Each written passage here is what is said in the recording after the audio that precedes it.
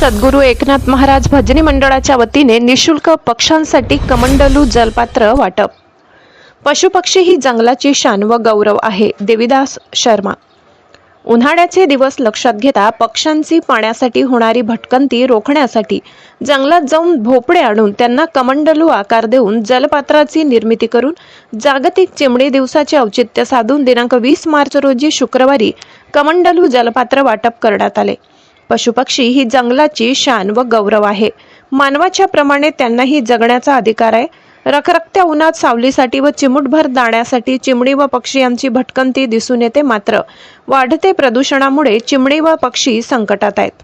या लहानशा जीवाला वाचवण्यासाठी जागतिक पातळीवर 20 मार्च रोजी जागतिक चिमणी दिवस साजरा केला जातो। सध्या स्थितीत चिमणी काळाच्या ओघात लुप्त होण्याच्या वाटेवर आहे। त्यांच्याविषयी समाजात जागृती निर्माण व्हावी, त्यांचे योग्य संवर्धन व्हावे याकरिता शहरातील सामाजिक संस्था श्री सद्गुरू एकनाथ महाराज भजनी मंडळाच्या वतीने दरवर्षी जलपात्र वाटप केले जाते। मंडळाचे संस्थापक अध्यक्ष देविदास उर्फ मुन्नाभाऊ शर्मा व त्यांचे सहकारी हे मागील 26 वर्षापासून तलाव road, Ghatpuri road, Shegaon road आदी ठिकाणी जाऊन जंगली दुधी भोपळे आणून त्यांना सुकवतात व नंतर त्यांना कमंडलू आकार देऊन जलपात्राची निर्मिती करतात। हे कमंडलू पर्यावरण पूरक व नैसर्गिक असून पक्ष्यांना पाणी पिण्यासाठी योग्य ठरत आहे।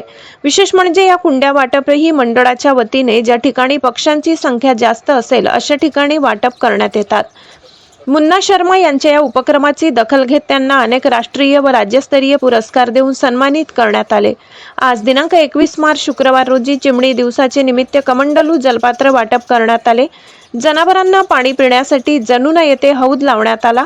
या प्रसंगी प्रमुख उपस्थितीत मंडळाचे संस्थापक अध्यक्ष देविदास शर्मा, विनोद सुकाडे, दिलीप झापर्डे, प्रमोद गायकवाड, रामकृपाल शर्मा, अर्जुन जाधव, लालाजी सांगडे, कृष्णा सुकाडे, रमन अग्रवाल परिसरातील नागरिकांची उपस्थिती होती, अशी माहिती श्री सद्गुरू एकनाथ महाराज भजनी मंडळाच्या वतीने देण्यात आली।